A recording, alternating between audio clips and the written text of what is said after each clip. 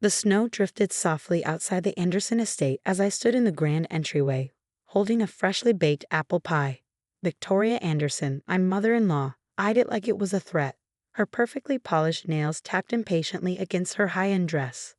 Honestly, Emma, store-bought would have been better, she sneered, making no effort to mask her disdain.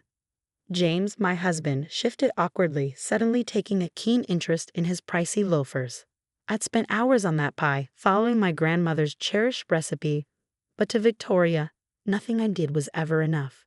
And her attention to my simple green dress was enough to make my skin crawl. It had cost me a month's worth of careful saving, money she couldn't fathom spending. We agreed on the dress code for Christmas Eve. Emma, Victoria remarked coldly, inspecting me like a specimen under a microscope. I think Emma looks lovely, my sister-in-law, Rachel interjected quietly, but her voice faded when Victoria shot her a look that could freeze fire. Lovely is not our standard, Victoria retorted sharply. The Rockefellers are here tonight. The governor's family is coming. We must maintain our image. I caught sight of myself in one of the ornate mirrors on the wall. At 32, I looked far younger than Victoria's Botox 60, but I was wearing a dress from a department store, not a designer label. Where's your jewelry? Victoria demanded, her eyes flicking to the modest pearl necklace my late mother had given me. I didn't think it was necessary, I mumbled. James, did you not buy her anything worthy of the occasion? She asked, disgust seeping into her words. How embarrassing. Mom, James spoke up, but avoided looking at me. Maybe we should. Maybe we should what? Victoria interrupted sharply, turning on him. Keep pretending your wife belongs in our world? You promised me a phase when you told me you were marrying a kindergarten teacher, and here we are. 5 years of this. James always swore he'd stand up to his mother, but the moment she raised an eyebrow, he caved. I know you have high expectations, Victoria, I said, forcing calm into my voice despite the hurt. Expectations? She scoffed, the sound cutting through the air. I expected my son to marry someone who understands this world, someone who can handle the responsibilities of being an Anderson. She looked me up and down, dismissing me completely. Instead, he brought home someone who thinks a homemade pie is appropriate for a catered 5-star event. Someone who doesn't own a Chanel or Dior. The chime of the doorbell signaled the arrival of our first guests. Mom's right, James muttered, still not looking at me. Maybe it's better if you don't stay for dinner. The sting of betrayal didn't shock me, but on Christmas Eve, standing there with my grandmother's pie still warm in my hands, it shattered something deep inside me. Better for whom? I asked quietly. Emma, don't make a scene, Victoria hissed, glancing nervously at the door. The Rockefellers are here. Just leave. We'll talk later. I glanced at my husband, who was still studying his shoes, and at Victoria, now plastering on a fake smile for the guests. The pie I had made with care now felt like nothing but a symbol of the unspoken love I had never received from them. You know what? I said, carefully setting the pie down on the marble table. I don't belong here. I never did. Victoria sighed in exaggerated relief. She gets it. James, show her to the back door. We wouldn't want the guests to see. No, I'll use the front door, I interrupted, my voice firm. Just like your other guests. Victoria's face drained of color. You wouldn't dare. You're going to make a scene. But I was already walking to the door, my head held high. I opened it just as Harrison Rockefeller and his wife were about to ring the bell again. Emma. Harrison's face lit up, his voice warm. Everything okay? The kids would be devastated if something happened to their favorite teacher. Everything's fine, I replied, giving Victoria a small, grim smile. Enjoy the evening and tell Emily she was a wonderful angel. I stepped out into the falling snow, leaving Victoria to explain my absence to the governor's wife, who was approaching with her daughter, one of my students. What Victoria didn't know, what none of them knew, was that my kindergarten teacher's salary wasn't my only income. The inheritance from my mother had grown exponentially under smart investments. The educational software company I quietly built had just been valued at a staggering amount, and the Anderson family mansion, Victoria's pride and joy, was about to be auctioned off, thanks to Thomas's disastrous financial decisions. Decisions I knew about because I sat on the board of the bank holding their mortgage, anonymously, of course. As I drove home, my phone buzzed with text after text from James. Mom didn't mean it. Come back. Let's talk tomorrow. I ignored them, dialing my financial advisor instead. You remember that property we discussed? I'm ready to move forward. Because Victoria was right about one thing. I didn't belong in their world. But soon enough, I would own it. 2 months after that Christmas Eve, I sat in my lawyer's office, reviewing the final paperwork for the auction. Thomas Anderson's financial empire had crumbled, dragging down the family's image with it. The auction is tomorrow, Michael, my lawyer confirmed. Are you sure about this? It's well above market value. I'm sure, I replied, thinking of the look on Victoria's face when she realized the mansion was gone. Everything's arranged exactly as you specified, he asked. Yes. The bid will come through a shell corporation, completely untraceable to me. The purchase terms are non-negotiable. My phone buzzed again, another text from James. Please, let's talk. Mom's falling apart. Dad's not sleeping. We can work this out. I added the script to the unanswered messages folder. Over the past 2 months since Christmas Eve, James had cycled through anger, pleading, and now desperation. Victoria even attempted to visit my classroom, but was stopped by security. Apparently, being an Anderson didn't grant automatic entry to one of the city's most prestigious private schools. I once told Michael about a comment Victoria made regarding teaching. She called it a quaint hobby for women who can't do anything better. Funny, she never realized half her social circle sends their children to my school. The auction itself was hilariously anticlimactic.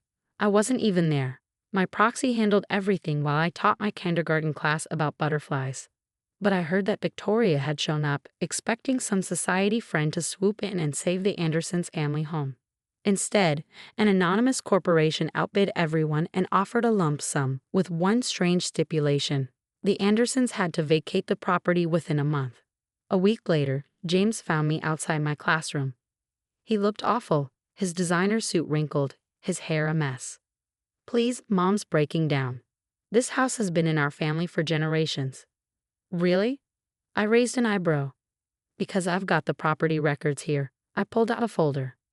Your parents bought it 5 years ago from the Williams family, another shiny new acquisition for Victoria to boast about. His face dropped. Even if family history was a lie, I added. The new owners. He tried again. They won't negotiate. Dad even offered more than their bid. With what money? I cut him off. The money he lost in bad investments, or the money your mom spent trying to keep up appearances? The big moving day arrived, bright and sunny. I'd arranged to be there in an official capacity to ensure everything went smoothly. Victoria was barking orders at the movers, watching over her precious antiques, while Thomas sat in his study, drinking at 10 a.m. Be careful with that, she snapped as movers carried out her prize settee. It's worth more than you make in a year. Actually, I chimed in, checking my clipboard. According to the auction records, most of your furniture was rented. The settee goes back to Hampton Lux Rentals. Victoria spun around, shocked. What are you doing here? Representing the new heirs. I smiled, keeping it polite. We need to do a final walkthrough before you hand over the keys. She sputtered. You have no right. She has every right. Rachel, James's sister, appeared, looking worn out. Emma's the new owner, right? The room went silent. Even the movers froze. Victoria whispered, no. Rachel laughed bitterly. Oh, come on, Mother. The anonymous buyer, the one with the 1-month deadline, the detailed knowledge of which furniture is actually yours. Who else would it be? I didn't answer, just kept checking items off the list. Impossible, Victoria muttered. She's a kindergarten teacher. She makes nothing. Actually, Rachel continued, I did some digging after Christmas. Emma's educational software company? It's worth millions. And that quaint little classroom you mocked. Half the city's elite send their kids there. And that homemade pie you turned your nose up at? The one she learned to make from her grandmother, Evelyn Montgomery. Victoria's face drained of color. The Montgomery family was old money, the kind of wealth that didn't need to flaunt itself. Your father, Rachel added, he was Samuel Montgomery's son, wasn't he? The tech pioneer. I nodded, finally looking up from my clipboard. The same Samuel Montgomery who founded the bank that held your mortgage. Family connections, fascinating, aren't they? Victoria collapsed onto a bare step, her designer dress crumpling. All this time, I agreed. You were so busy looking down on me, you never bothered to really look. By the way, that charity board you were desperate to join. I sat on it for 3 years. They're the ones who recommended my school to the Rockefellers. James appeared in the doorway, pale. The house you bought, our house. Not exactly, I smiled. I bought my house. You're just the previous tenants who need to vacate. Victoria found her voice. You did this for revenge. Because of Christmas? No, Victoria, I replied. I did this because it was a solid business investment. The fact that it makes you feel what you made me feel for 5 years? Well, that's just. What did you call it? A little hobby of mine. I walked through the empty house now stripped of their rented furniture and false pretense. My heels clicked on the marble floors, floors that now belonged to me. Oh, and don't worry about forwarding addresses, I called back. Any relevant documents will go through your lawyers. At that moment, documents appeared for the first time from his study. Yes, divorce papers. James staggered. Divorce?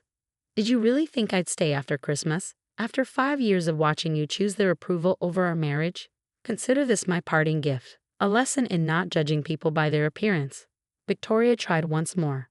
The governor's wife, the Rockefellers, they'll never accept you after this. You mean like they didn't accept me at Emily Rockefeller's birthday last week? Or at the governor's education fundraiser? I replied, face it, Victoria, you're the one who doesn't fit in anymore. I extended my hand. The keys, please. Hours later, after they'd all left, Victoria to her sister's guest house, Thomas to a smaller condo, James to whatever failed husbands do, I stood in the empty foyer, the same foyer where, 2 months ago, they tried to make me feel small. My phone buzzed with a text from Rachel. For what it's worth, you were always too good for this family. I smiled, imagining Victoria's shock when she realized who truly held the power. James finally understanding his loss. Thomas learning that old money isn't always flashy. The mansion would make a great children's hospital wing. The donation paperwork was already in progress. The Elizabeth Montgomery Children's Center, named after my mother, would serve families regardless of their financial status. And the foyer, where Victoria rejected my homemade pie, it would become a welcoming space where no one would ever feel inferior. Because sometimes the best revenge isn't just buying someone's house.